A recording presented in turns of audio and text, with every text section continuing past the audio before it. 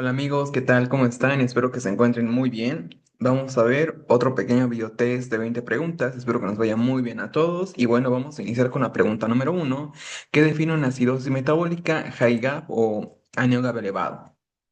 Pues pregunta que parece bastante sencilla. Incluso viendo las alternativas, pues nos dice PCO2 alto, anión GAP menos de 8, bicarbonato mayor a 28, anión GAP mayor a 12, pH más de 7,45. Pues es una pregunta bastante sencilla. Acá el anión GAP elevado es mayor a 12. Recordemos la fórmula, que es lo que vale la pena mencionar, la cual nos dice que es el sodio menos la relación que existe entre cloro más el bicarbonato.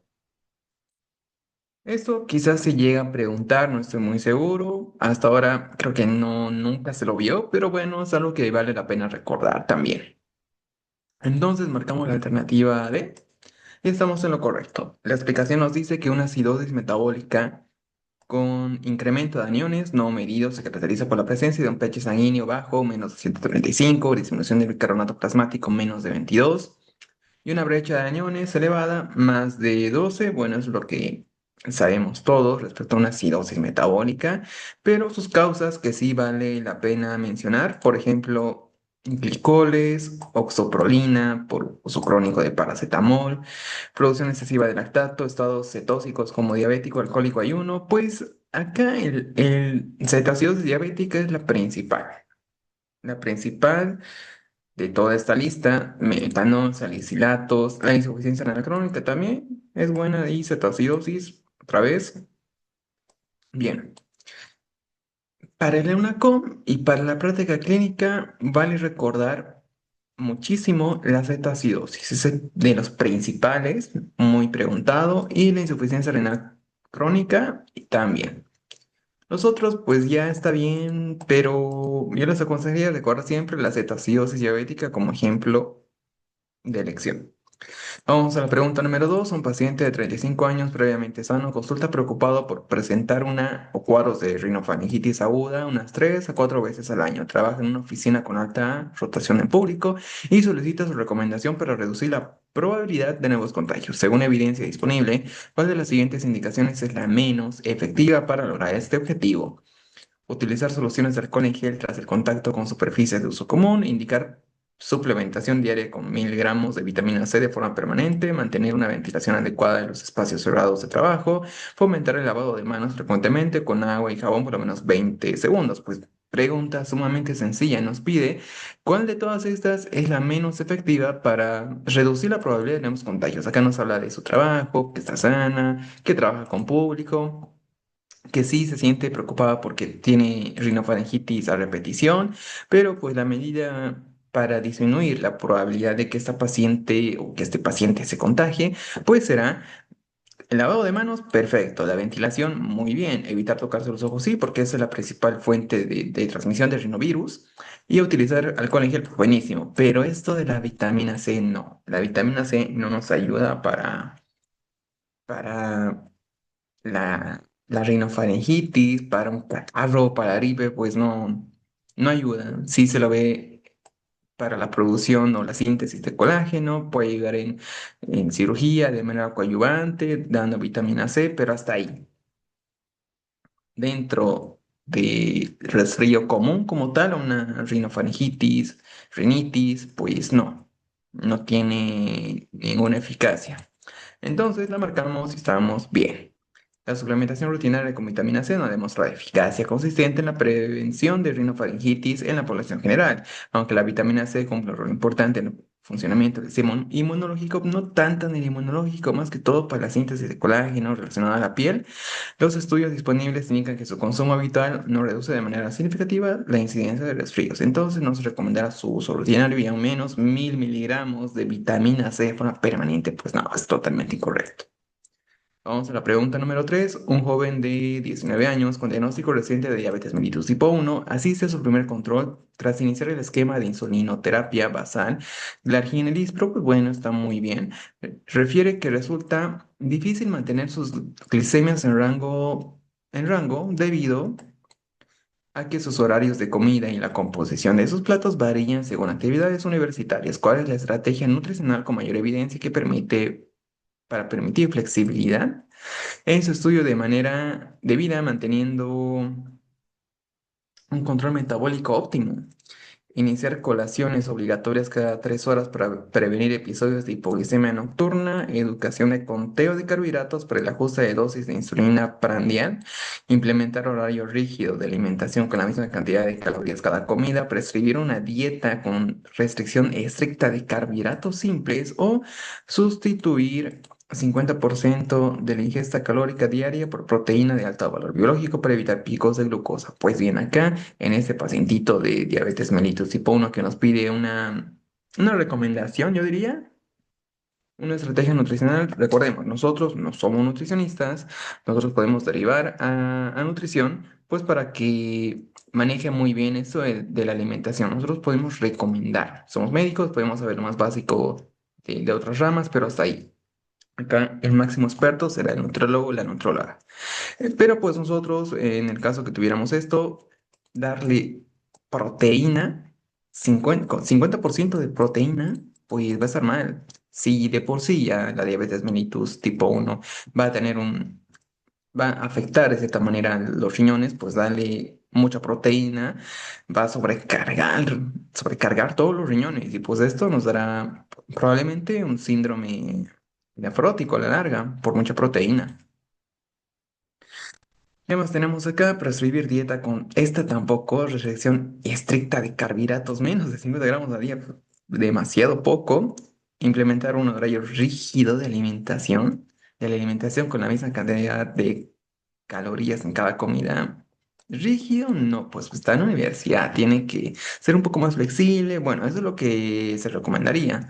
Educación de conteo de carbohidratos para el ajuste de la dosis de insulina. Para Daniel, como que sí, está bien que le digamos que ajuste sus cargos, aún así como recomendación, que sería lo más óptimo, ya que el uso de colaciones obligatorias cada 3 horas, pues no vamos a decirle al paciente que coma cada 3 horas, está en la universidad, aún es mucho más complejo.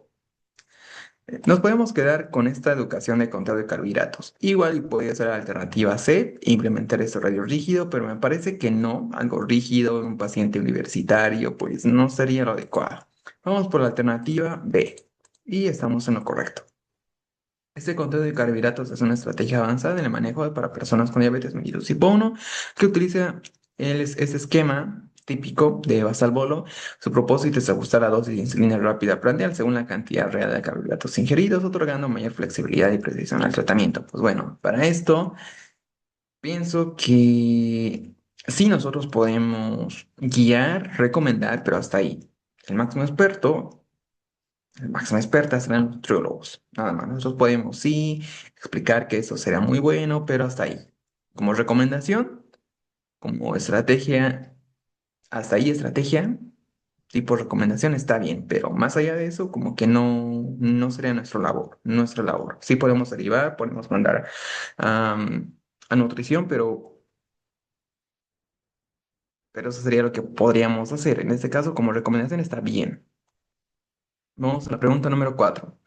Hombre de 30 años, asmático, que usa beta-2 agonistas más de 4 veces día durante la noche. ¿Cuál es el tratamiento más adecuado? Aumentar dosis de beta-2 agonista, agregar beta-2 agonista de acción prolongada, agregar corticoide inhalatorio, agregar antihistamínico o agregar teofilina. Esta pregunta es bastante sencilla y a la vez algo compleja. Nos dice que los beta-2 agonistas acá no están funcionando bien porque el paciente, aunque esté usando beta-2 agonistas, tiene más de 4 veces al día durante la noche estos síntomas del asma, que probablemente se desencadena o probablemente se compliquen con una crisis asmática. Entonces, ¿por qué vamos a hacer si no está funcionando sus SABA?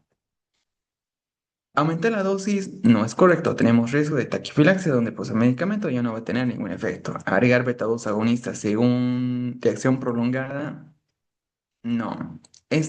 Recuerden que el manejo es escalonado. Acá nos estamos yendo a otro escalón y todavía nos falta uno. Agregar corticoide inhalatorio, este es lo correcto. Debemos agregar un corticoide inhalatorio en este paciente para así disminuir los síntomas, especialmente durante la noche, o los síntomas que tenga más de 4 veces al día, pues es demasiado. Y acá de elección o el más adecuado, corticoides inhalatorios. Ahora, ojo, esto es lo que nos dice las guías Gina, guías de Chile, pero pues ciertas veces nos pide también combinar, por ejemplo, de manera coadyuvante, dar los leucotrienos, que también sirven mucho, a veces corticoides, no tanto, corticoides recordemos que siempre se dará en casos muy graves, pero sí inhibidores de leucotrienos es como que algo que se puede llegar a ver indicado en el EUNACOM. Entonces, de eso, de manera coadyuvante, ojo, como coadyuvante. Bueno, en este caso, pues sí, los corticoides inhalatorios están muy bien, antihistamínico no, quizás si tuviera una rinitis alérgica también de por medio, podríamos llegar a pensar, pero pues no hay nada de esto, y teofilina, esos se usan en casos muy graves, seleccionados, pues su rango, su margen es bastante estrecho y tiene muchas, pero muchas complicaciones. Pues acá lo que nos serviría es este corticoide inhalatorio que es clásico, muy clásico, y entonces la explicación nos dice que este beta 2 agonista de acción corta, que su uso es muy frecuente, es el típico, se usará como medicación de rescate, es un indicador clave de un asma mal controlada. Pues sí, se lo usa como rescatador a la final y nos dice que refleja un manejo centrado únicamente en la broncoespasmo y no en el proceso inflamatorio subyacente. El asma es una enfermedad inflamatoria crónica y bueno, ya si no funciona la SABA, donde tengamos muchos síntomas, pues ya damos ese corticoide inhalatorio, que es la acción del corticoide inhalatorio que reduce la hiperreactividad bronquial, mejora el control del asma y previene exacerbaciones. Y si eso no funcionara, pues ya pensamos en esto de la SABA, de las LABA, que son los de acción larga. Vamos a la pregunta 5. Una mujer de 52 años multípara de tres partos vaginales consulta por pérdida involuntaria de orina al toser y realizar actividades físicas. Niega urgencia adicional o nicturia. El examen físico se evidencia escape de orina con la maniobra de Valsalva. Se realiza un estudio urodinámico que confirma la presión de punto de fuga baja sin contracciones no inhibidas del aerosol. Tras el fracaso de la kinesioterapia de piso pélvico durante 6 meses, ¿cuál es el tratamiento quirúrgico de elección? Inyección periuretral de agentes abultantes, colposupresión de Borch, instalación de cinta o sling suburetral libre de tensión, denervación del músculo del detrusor mediante toxina botulínica o ampliación vesical de parche de ilion. Pregunta buenísima. Todo esto está enfocado en incontinencia urinaria de esfuerzo, no de urgencia.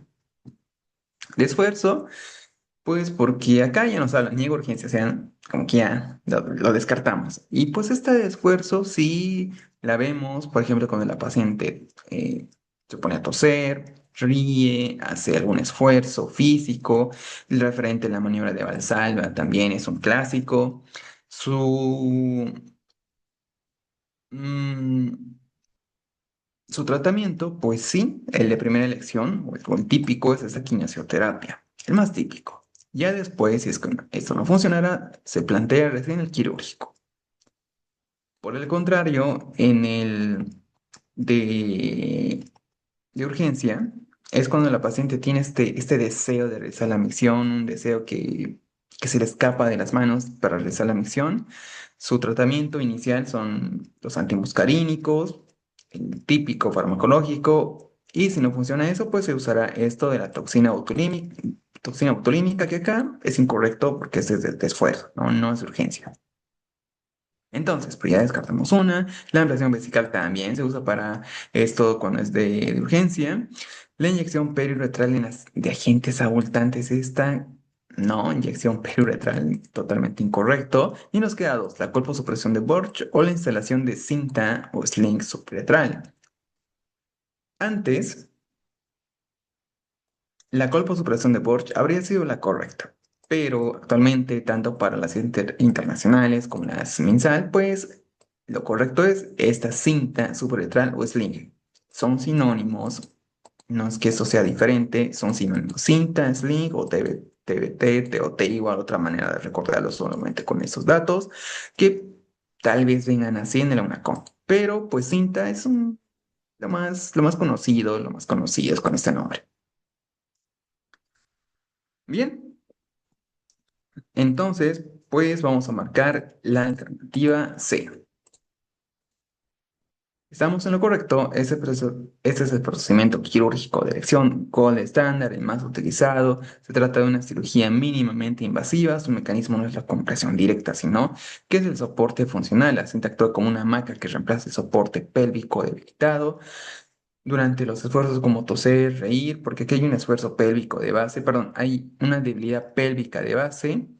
Entonces, pues con esto se corrige la hipermotilidad de uretral, principal causa de la incontinencia de esfuerzo, restaurando el mecanismo fisiológico de la continencia. La cirugía presenta altas tasas de éxito y una marcada mejoría en la calidad de vida. Pregunta que estaba buenísima para recordar un poquito de las diferencias entre incontinencia urinaria de esfuerzo y de urgencia. Vamos a la pregunta número 6. ¿Cómo se define la uropatía obstructiva baja? Como prostátitis aguda, infección urinaria distal, cálculo de pelvis renal, obstrucción de flujo urinario en vejiga uretra o la E, que nos dice obstrucción renal unilateral. Pregunta, pues bastante sencilla sobre uropatía obstructiva baja, prostatitis aguda, infección urinaria distal, cálculo en pelvis renal, ni obstrucción renal unilateral. Todas estas son incorrectas, no abarcan como una definición como tal, pero sí la obstrucción al flujo urinario en vejiga o uretra. Y si fuera desde la vejiga para arriba, podría ser una obstructiva alta. Entonces, pues la marcamos la alternativa D. Estamos en lo correcto, esta está súper sencilla. Se define como una obstrucción de flujo urinario localizada a nivel de la vejiga o uretra, lo que impide la evacuación normal de la orina hacia el exterior. Esta obstrucción puede ser anatómica, funcional y ocasiona dificultad en el vaciamiento vesical. El aumento sostenido de la presión intravesical puede provocar reflujo vésico-uretral, donde la orina retorna hacia los uréteres y los riñones. Bien, ¿qué más se puede decir acá? Causa común: hiperplasia prostática benigna, estenosis uretrales y las alteraciones neurológicas vesicales como la vejiga neurogénica. Pregunta, pues, sí, muy sencilla. Eso sí es para recordar nada más, pero estaba bastante sencillo. Vamos a la pregunta 7. Lactante de 5 meses previamente sano consulta por un cuadro de 3 días de evolución de coriza, esta inflamación de la mucosa nasal, y tos leve, que ha progresado o que progresa con dificultad respiratoria y rechazo alimentario parcial. El examen físico presenta frecuencia respiratoria de 55 respiraciones por minuto, saturación al 91% ambiental, retracción subcostal leve y sibilancias bilaterales a la auscultación. ¿Cuál es la conducta más adecuada a seguir? Radiografía de tórax, hemograma para descartar neumonía bacteriana. Antes de decir conducta, tratamiento antibiótico empírico con amoxi, iniciar salbutamol en aerosol. En dosis de rescate, administramos corticoide sistémico para la inflamación o indicamos hospitalización, monitorización, aseo nasal y oxigenoterapia según necesidad. Esta pregunta es muy buena, es una de las, yo diría, una compleja que sí hay que analizarla, por el hecho de que acá tenemos 5 meses, lactante de 5 meses previamente sano. La pregunta acá es, si está previamente sano y no tiene antecedente de nada, entonces, ¿qué será en un lactante de 5 meses? Con todo este cuadro, pues el score de tal si será algo moderado. La oxigenación al 91 es algo para preocuparnos, que tenga rechazo al alimento también es algo para preocuparnos, pero lo primero que se nos puede venir a la mente es un síndrome bronquial obstructivo. Aún así, vamos a ser mucho más estrictos con el diagnóstico, ya que eso se refiere al estar previamente en un lactante de 5 meses, es una bronquiolitis. No hay más. Ese es el diagnóstico correcto. Y como diferenciales, pues este síndrome bronquial obstructivo está bien, pero es un síndrome, esto abarca mucho. Debemos ser un poco estrictos con esto, ya que una de las alternativas, o dos alternativas, son muy confusas. Pues para solicitar radiografía de tórax y hemograma para descartar neumonía, no tenemos datos de ello. No tenemos crepitaciones, tenemos sibilancias incluso, y tampoco tenemos datos de fiebre. No hay. Y la tos que es leve, descartadísima. Antibióticos profilácticos, de iniciar tratamiento empírico, totalmente incorrecto.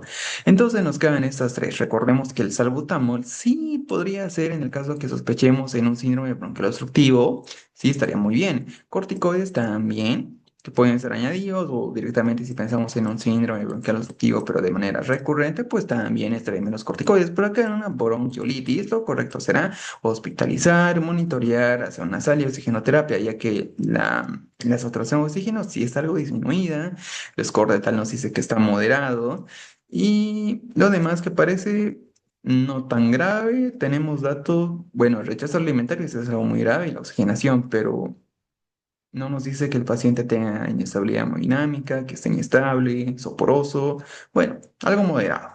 Entonces, pues sí, lo correcto será hospitalizar a este paciente. Estamos en lo correcto, nos dice la explicación que en pediatría, la saturación de oxígeno es un predictor más objetivo de riesgo, pues ese paciente, si tiene menos de 93, 92 en un lactante con distrés respiratorio, es indicación de oxigenoterapia. Bueno, aquí ya está respaldada eso de oxigenoterapia. Ese oxígeno debe ser monitorizado. Bueno, ya está aquí la monitorización. En un niño con frecuencia respiratoria entre 55 a 60 respiraciones por minuto, tiene riesgo altísimo de que la leche se vaya a la vía aérea si intenta succionar. Al hospitalizarlo podemos dar hidratación porque sí, tiene 5 meses, esto se deshidrata muy rápido. ¿Qué más tenemos acá? En un lactante de 5 meses que es un respirador nasal casi obligatorio, el moco de la nariz es la principal causa de obstrucción. No se debería dar salbutamol porque la bronquiolitis aguda, primer episodio, pues sí, bronquiolitis es la obstrucción por el dedrito celular, células muertas, edema de pared bronquial y moco. Más que todo, edema de pared es el término más correcto. Y el músculo liso bronquial, donde el salbutamol no tiene un rol protagónico todavía en niños tan pequeños durante su primer cuadro. Además, respecto a los efectos secundarios, pues, sí causa taquicardia. Bien, pregunta buena, muy buena. Vale la pena recordar esto y analizarla muy bien, porque si pensábamos en un síndrome bronquial obstructivo, nada más, pues lo correcto habría sido salbutamol. Hubiéramos colocado salbutamol y ya teníamos una pregunta incorrecta, así que ya saben, hay que tener cuidado con este tipo de preguntas. Vamos a la pregunta número 8. Ecuación aproximada para PCO2 compensatoria en alcalosis metabólica. Bien. PCO2 igual a bicarbonato entre 2, 1,5 por bicarbonato más 8, 24 más bicarbonato, 0,7 por bicarbonato menos 24 más 40, 40 menos bicarbonato menos 24. Pregunta que si es para recordar esto, si es para recordar sobre la alcalosis metabólica, la vimos mucho más antes sobre acidosis metabólica, donde pues el peso esperado en la fórmula sencilla era 1,2. Acá nos pregunta sobre la alcalosis metabólica y está sencillo si solamente recordamos el primer número, el cual es 0,7, porque esta 1,5 es la fórmula de Winter, que es clave en acidosis metabólica. Y justamente acá iba eso, que lo esperado en términos súper sencillos era 1,2. La demás, estas de la A, la C, la E, como que no corresponden a nada. Son simples distractores, nada más. 0,7 es lo correcto. Ahora, en el caso que nos dijeran acá 0,7 por, no sé, bicarbonato menos 25 más 36, bueno, ahí sí tenemos que recordar aún más toda la ecuación. En este caso, 0,7 es lo primero que debemos recordar y lo demás, bueno, no es de los más preguntados este enunciado, aún así vale la pena recordarlo. Esto 0,7 para si alcalosis metabólica, donde si el peso esperado fuera por encima, pues ya será un trastorno mixto con una acidosis respiratoria. Y si fuera hacia abajo, pues una alcalosis respiratoria. Más o menos va por ahí cómo es que se va a interpretar los resultados de esta alcalosis metabólica, pero yendo más a la explicación, nos dirá que el 24 representa el valor normal del bicarbonato, el factor 0,7 indica cuánto debería elevarse el PCO2 por cada unidad aumentada de bicarbonato y esta partecita sí es importante. Justamente esto nos preguntaba en otra pregunta, bueno, la explicación creo que igual nos daba esto, que es lo más importante, y 40 corresponde a la PCO2 basal normal. Al aplicar esta fórmula se obtiene un rango esperado de PCO2 si el valor medio se desvía significativamente. Una alta, más alta, pues sugiere hipoventilación adicional y si es más baja, pues indica un estímulo ventilatorio independiente. Pregunta que es buena, no es de las más preguntadas, pero es buena para recordar. Vamos a la pregunta 9. Un hombre de 68 años jubilado tras trabajar 30 años en una planta de fabricación de materiales de construcción consulta por un cuadro de 4 meses de evolución de dolor torácico sordo, disnea de esfuerzos, progresiva y baja de peso de 5 kilos. Al examen físico destaca abolición de las vibraciones vocales y matidez a la percusión de base derecha, la radiografía muestra un derrame pleural masivo derecho y un engrosamiento pleural nodular irregular. ¿Cuál es el diagnóstico más probable? Tuberculosis pleural, neumoconiosis, mesotelioma pleural maligno, carcinoma espinocelular de pulmón, adenocarcinoma pulmonar primario. Pregunta,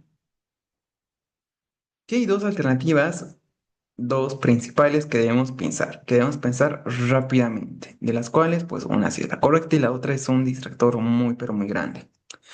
Tuberculosis pleural la podemos descartar. Acá hace referencia más a una neoplasia aparentemente, baja de peso, dolor torácico, disnea progresiva, 4 meses con esto, y además en la radiografía como que no cuadra. Acá tenemos que tener, no sé, algún dato de cavitación, por ejemplo, igual, no sé, TB miliar, todas sus cositas específicas acá, incorrectísima. Carcinoma espinocelular de pulmón, síntomas B, sí o sí, acá tenemos solo uno de ellos, que es la baja de 5 kilogramos, pero no cuadraría tanto el antecedente tan importante que es la fabricación de materiales de construcción, tanto como para la alternativa D y E, no cuadra. Acá veríamos una neoplasia o una masa dentro de la radiografía de tórax, una masa que quizás es del centro de los pulmoncitos. Mientras que para el adenocarcinoma igual una masa, pero un poco más en la periferia. Acá no tenemos nada de ello, tenemos esto raro de que se muestra un derrame pleural masivo y un engrosamiento pleural nodular irregular. Este engrosamiento pleural nodular es la clave de todo esto. No sé si es un signo patognomónico como tal, pero sí es bastante sugerente de que se trata de un mesotelioma pleural maligno. La neumoconiosis, en este caso asbestosis, pues es un diferencial bastante importante. Esa asbestosis nos trae en la radiografía, pues por ejemplo, datos de fibrosis pulmonar, pero esta fibrosis se vería en la radiografía en patrón de vidrio esmerilado, así, tararara, así como del COVID más o menos, pues así es bastante parecido. En este caso no lo tenemos, lo podemos descartar. Y además, un dato igual clave es que es pleural. Todo lo pleural está bastante relacionado al mesotelioma. Puede venir con este antecedente también importantísimo. Y ojo, esta vez asbestosis se transforma en mesotelioma. Acá no tenemos el dato de que en la radiografía se ve esta fibrosis, sino de virus esmerilado, nada de eso, se va directamente al mesotelioma. Pero recuerden, asbestosis va a mesotelioma, dato clave. Y bueno, todo esto corresponde a mesotelioma. Igual, esto no es frecuente ver mesotelioma, pero cuando la tenemos, dentro de la UNACOM, engrosamiento pleural, datos de fabricación de materiales de construcción. Aún así, esos datos de materiales de construcción, los de antecedente, pues sí es referencia a la asbestosis o otras neumoconiosis, esas enfermedades intersticiales. En este caso, vamos a marcar la alternativa C, que es la correcta. La explicación nos dice que la clave principal es la exposición al asbesto. Ese mineral se utilizaba masivamente en Chile hasta el 2001. El tiempo que pasa el paciente desde que inhala la fibra hasta que desarrolla el cáncer es 20 a 40 años. Por eso, el caso clínico siempre representa un hombre jubilado mayor o mayor de 60, ya que con 68 todo cuadra. Las fibras del asbesto son pequeñas, afiladas, que bueno, al inhalarlas van directo a la pleura o migran a la pleura, donde provocarán inflamación crónica. A diferencia de otros cánceres de pulmón que causan tos, hemoptisis, este mesotelioma es una enfermedad de pared y revestimiento. Es de dolor tipo sordo, persistente, que el paciente tiene falta de aire. Derrame pleural que es en 90% de los casos, pero yo les recomendaría saber más de esto del engrosamiento pulmonar, que es un poco más clave. También afectará la cisura del pulmón y el diagnóstico que requiere no solo esto de la citología pleural, sino también una biopsia. Y además se confirmará mediante la inmunohistoquímica. En la asbestosis hay fibrosis del parénquima del pulmón y placas pleurales calcificadas, pero no habría una masa nodular ni una baja de peso tan marcada, ya que es una fibrosis, no una neoplasia. Bien, pregunta bastante interesante. Creo que estaba buenísima esa pregunta para recordar algo o los puntos importantes de mesotelioma. Vamos a la pregunta número 10. ¿Qué medida educativa es esencial para evitar recaídas en dermatitis de contacto? Aumentar la exposición al sol, aumentar la frecuencia de baños, aplicar vendajes oclusivos, uso continuado de antibióticos tópicos o identificar el agente y evitar el agente causal dermatitis de contacto. Súper sencillo. ¿Qué tal si esa dermatitis de contacto? es por vendajes, pues descartada. Los baños, quien no hace nada de una dermatitis de contacto, porque debe haber un agente, algo que cause esto, pues el sol no tiene nada que ver, antibióticos no sirve de nada, pero sí identificar el agente, identificar y evitar ese agente, pues es lo correcto. La educación en sí acá, importantísima, no hay mucho más que añadir en esta pregunta, estaba bastante sencilla. Vamos a la pregunta 11. ¿Cuál es la contraindicación relativa para cirugía de acidosis pulmonar? Insuficiencia respiratoria grave, quiste único, edad menos de 5 años, quiste periférico, cálculo renal concomitante. Contraindicación relativa, un cálculo renal, no. Esto no tiene nada que ver. Quiste periférico, pues no sería para nada contraindicación, más bien sería indicación. Edad menos de 5 años, podrá ser. Quiste único, igual está bien. Está bien. La insuficiencia respiratoria grave o edad menor a 5 años. Algo relativas como que no se podría realizarlo, pero si controlamos esto, lo hacemos. O, dependiendo, siempre debemos colocar, no sé cómo lo vean esto, pero podemos colocar una balanza, si hay más riesgos que beneficios. Bien, en este caso, relativo, que sea menor a 5 años, quizás porque no soporte la operación, pero 5 años para diatidosis pulmonar o la insuficiencia respiratoria grave. Mm, Algo que podemos cambiar tal vez sea la insuficiencia respiratoria grave como indicación, esto de la contraindicación relativa, porque si controlamos esto, pues mandamos a cirugía. Una edad o la edad no es algo que podamos modificar y si tiene 5 años sin comorbilidades, pues solamente nos quería pensar en la alternativa A. Ya estamos bien. Entonces, esta presencia o la presencia de insuficiencia respiratoria grave puede contraindicar la reacción quirúrgica de quistes y atípicos debido al alto riesgo perioperatorio. En esos casos se prioriza la terapia médica con albendazol. El drenaje solo se considera en situaciones de emergencia como ruptura o sobreinfección y la decisión de individualizarse evaluando la función respiratoria residual y los riesgos operatorios. Bueno, entonces, pues será esta la alternativa A como contraindicación relativa, donde será el vendasol, se espera que el paciente esté bien y bueno, ya hacemos la cirugía. Vamos a la pregunta 12. Un hombre de 62 años con antecedente de diabetes mellitus tipo 2, hipertensión de larga data, consulta por debilidad muscular generalizada y parestesia. Sus exámenes de laboratorio revelan creatinina de 4,5, esto de filtrado glomerular estimada de 12 y un potasio plasmático 6,8. El paciente refiere estar cumpliendo su dieta y niega el uso de suplementos. El electro nos muestra unas de picudas, sentinas de campaña, cuál es el mecanismo fisiopatológico primario responsable de este hallazgo. Falla en los mecanismos de secreción tubular debido a la reducción crítica de la masa, exceso de reabsorción de potasio y amenaza de Henle por daño intersticial, hiperaldosteronismo primario debido a la progresión del daño renal crónico, déficit de insulina secundario a nefropatía diabética que impide la entrada de potasio a la célula o hipocalemia relativa por desplazamiento de potasio al compartimiento intracelular. Acá tenemos hipercalemia, no tenemos hipocalemia, y esta hipocalemia por desplazamiento del potasio al compartimento intracelular, pues será correcto para que exista hipocalemia, no hiper, descartadísima, porque acá tenemos hiper, recuerden eso. Todo esto resultante de una enfermedad renal crónica, tenemos la creatinina elevada, potasio elevado, antecedente de diabetes mellitus tipo 2, pero acá tenemos una quiéragalo con diabetes, bueno, la D. Nos dice déficit de insulina secundaria en nefropatía diabética, que impide la reentrada de potasio a la célula. Podrá ser, sí, relativamente lo explica, pero no del todo. Hay una alternativa que lo explica mucho mejor todo ese mecanismo responsable de ese hallazgo electrolítico que sería el potasio elevado. Acá, pues, tanto más entra con esto de la insulina, como que sí, pero no.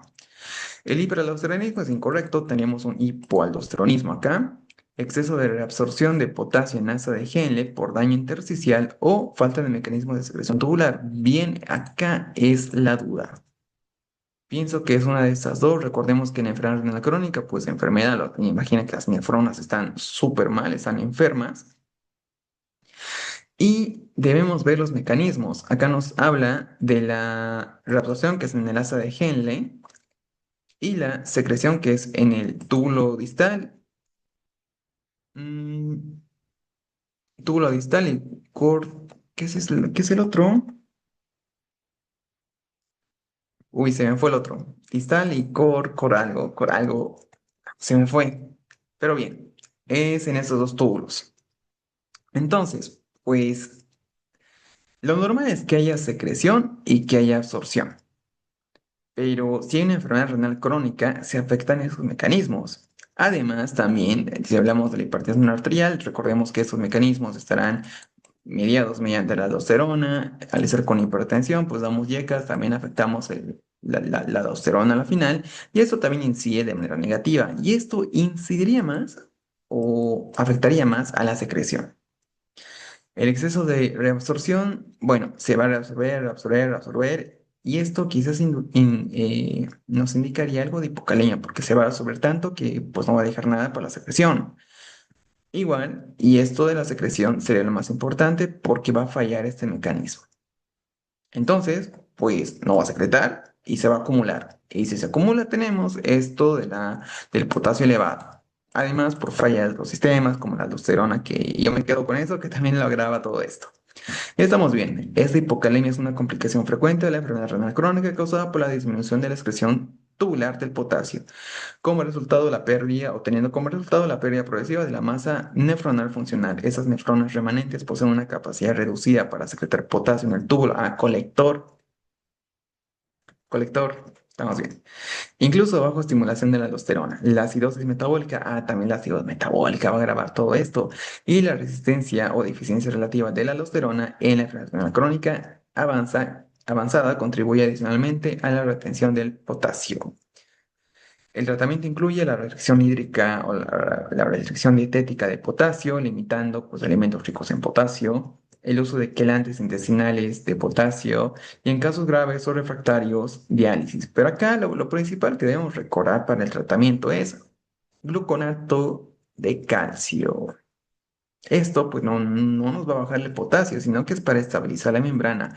Luego ya podemos pensar en insulina, salbutamol, todos esos otros mecanismos o todos estos otros fármacos. Ya me pregunta que estaba, yo pienso que algo compleja, enfermedad renal crónica es un tema muy complejo y su fisiopatología en especial es algo poco difícil de explicar. Pero creo que de manera general sí pudimos explicar algo. Pregunta 13. ¿Cuál es la terapia antiagregante de elección tras un infarto agudo de miocardio para prevención secundaria? Clopidogrel, aspirina, ticlopirina, abscizimab y dipiradamol. Esta sí está matadora, pero igual, está sencilla. Acá no nos vamos a ir a medicamentos, pues, de última, como yo pienso que será esta apaxicimab, que recuerdo que me parece que es endovenoso. Acá debemos recordar esto de los beta. ¿Y esto a qué se asemeja o cuáles son los medicamentos acá?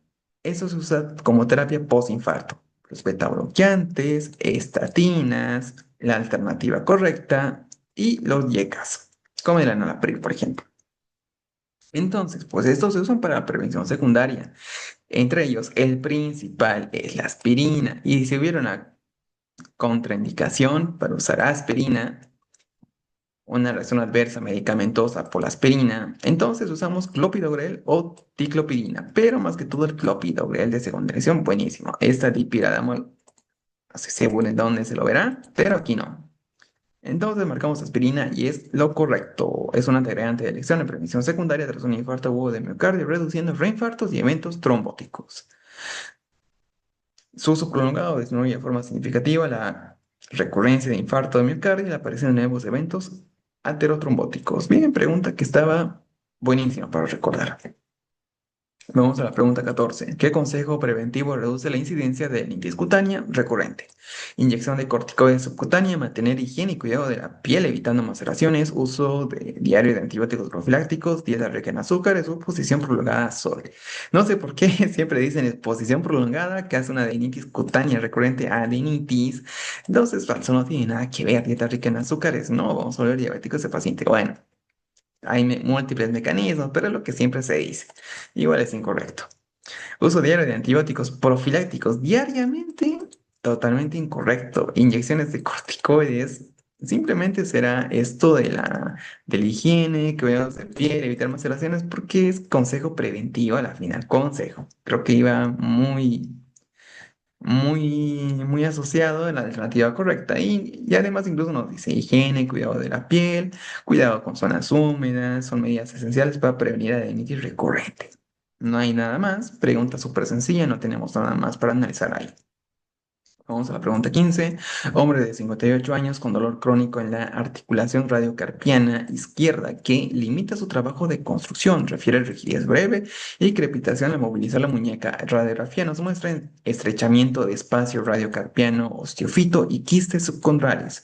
¿Qué factor predisponente es más común en la artrosis radiocarpiana primaria? Tratamiento prolongado de anticoagulantes, historia de fractura intraarticular tratada conservadoramente, sexo masculino y actividad física intensa, diabetes mellitus tipo 2 en evolución, o uso crónico de tacrolimus tópico.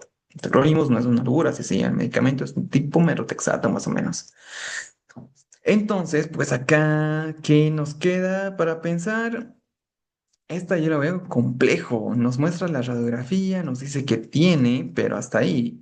De hecho, esto es una artrosis. De hecho, lo primero que debemos pensar. Osteofitos, quistes subcondrales. Uso crónico, no tenemos el antecedente para pensar en ello. Diabetes mellitus tipo 2, aún menos.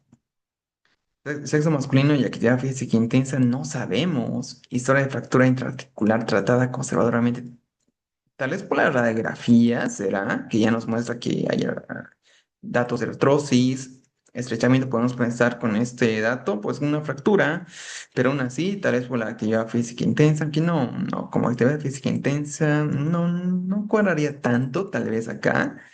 Podemos pensar en esta está bien y anticoagulantes que no. Vamos por la alternativa B, que es la que más se asemeja. Y ojo, no tenemos acá ningún antecedente. Estamos pensando esto respecto a la radiografía que nos indica esto de los osteofitos, que es un dato clave para pensar en una fractura intraarticular tratada conservadoramente, o sea, mal, que se trató mal.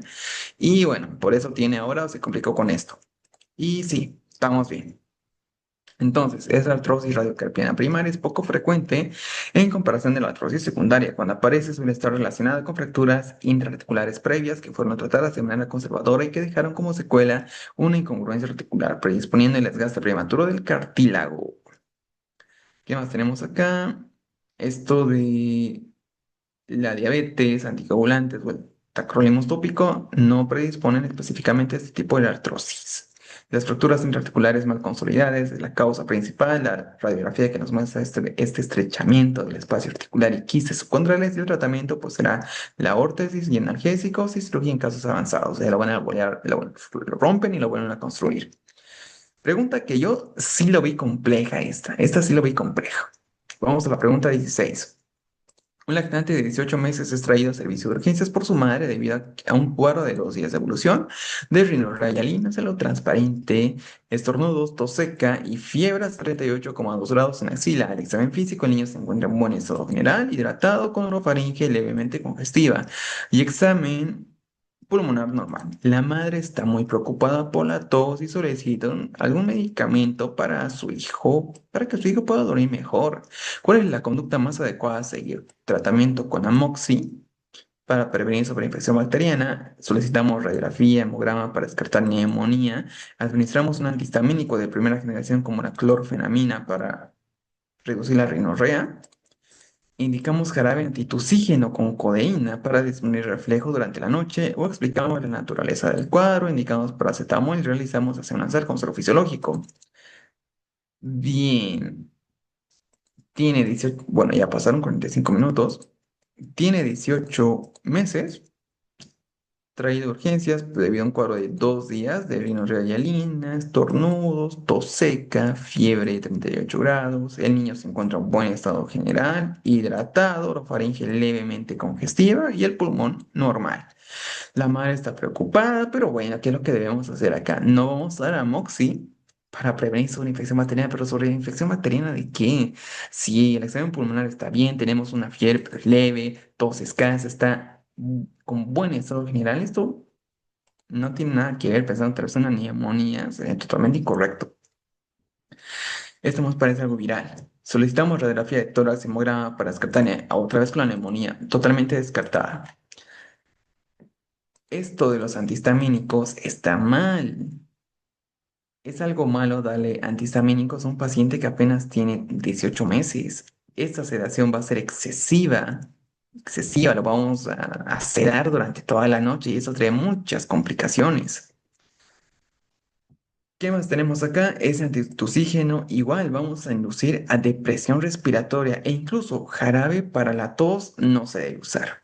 Es algo que ya está, bueno, tal vez para la UNACOM no, pero en las guías clínicas actuales está en desuso el jarabe antitusígeno. Así que totalmente incorrecto. Para la UNACOM no pienso porque tiene codeína y esta codeína no estaría en un lactante por depresión respiratoria. Y acá sedación extrema.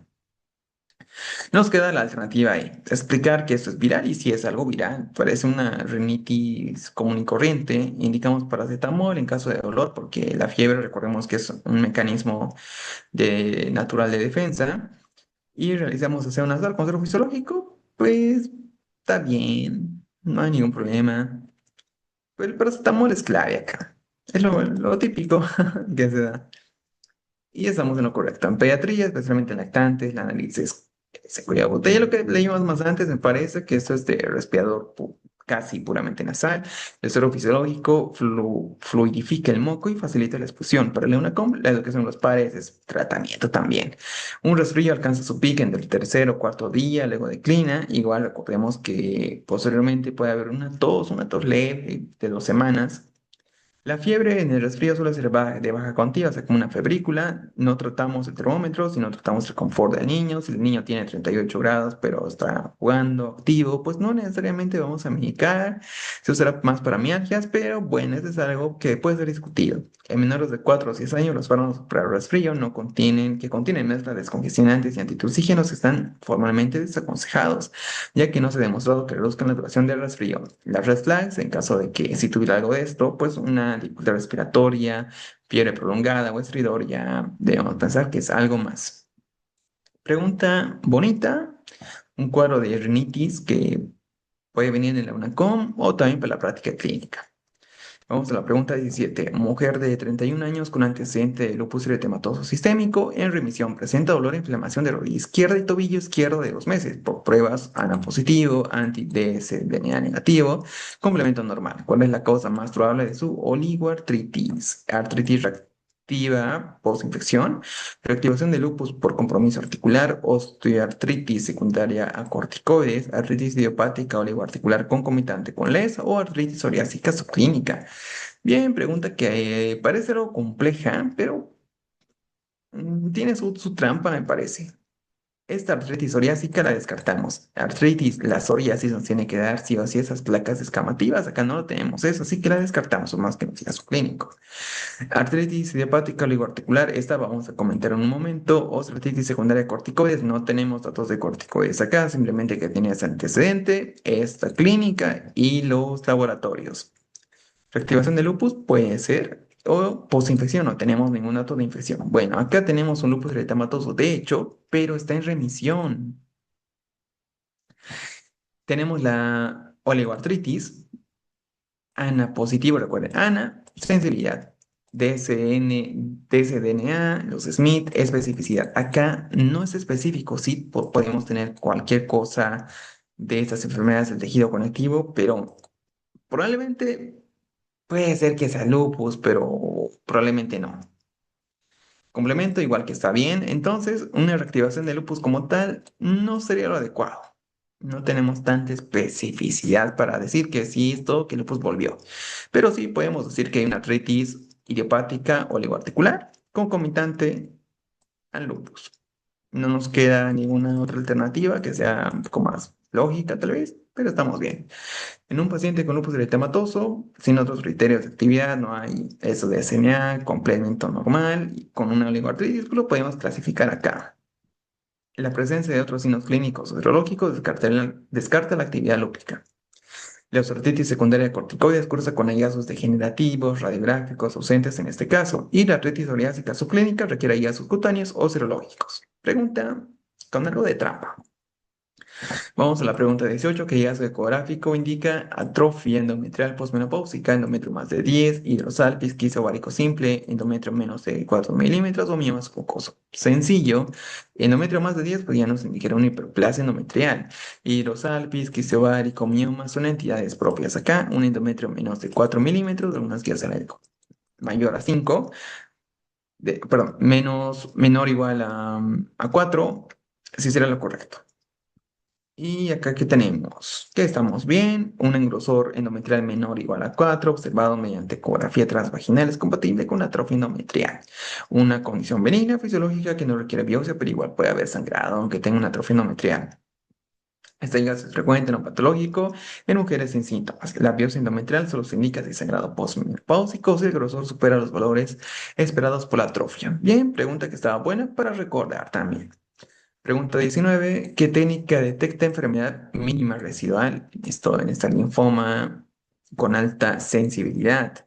Uroanálisis, PCR cuantitativa en translocaciones específicas, prótesis de sangre periférica, ecografía abdominal o radiografía de tórax. Enfermedad residual, ¿a qué se referirá? Como que ya está remitiendo esta leucemia, ¿podrá ser?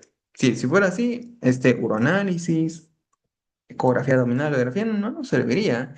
Quizás sí una PCR para ver estas translocaciones, no sé, cromosoma Filadelfia, me parece que es de acá, o para ver alguna translocación específica. Prótesis de sangre, vamos por la B. Y estamos en lo correcto, pues esta PCR cuantitativa de translocaciones específicas es una técnica altamente sensible para detectar la enfermedad mínima residual en pacientes con leucemia linfoblástica aguda. Bien, pregunta que estaba sencilla y bien, vean, aquí justamente están estas características cromosómicas, T922, los BRCA. Bien, en leucemia se pregunta más esto de la clínica y también se puede preguntar, ¿qué más? Mm, se me olvidó, se me fue. Datos de hemograma también se puede preguntar. Pero bueno, esa pregunta está sencilla. Vamos a la pregunta 20. ¿Qué hallazgo en la biometría hemática sugiere colitis severa por Clostridium difficile? Leucocitos, trombocitopenia severa, eosinofilia marcada, linfopenia extrema o neutropenia profunda. Clostridium difficile. ¿Qué vamos a ver? Clostridium difficile. Si es una bacteria que está invadiendo, pues no vamos a ver neutropenia, ni linfopenia, ni eosinofilia, trombocitopenia, que vamos a ver parásitos, serán parásitos, neoplasias. Pues lo típico será ver leucocitosis. Es lo primero que debemos pensar ante una infección bacteriana. Lo que esperaríamos, pues en sí, lo esperado. Y estamos en lo correcto. El reflejo de una inflamación sistémica marcada, un daño de mucosal extenso, es decir, un daño extenso, una inflamación sistémica, se combina con los parámetros como la creatinina elevada, la albúmina baja. Esos criterios permiten definir el antecedente del tratamiento, que será por banco, muchas veces por banco. Bien, pregunta sencilla. En fin, ya acabamos las 20 preguntas del día de hoy. Estoy muy seguro que todos ustedes respondieron bien todas las preguntas. Y bueno, sigamos estudiando y nos vemos en otro video.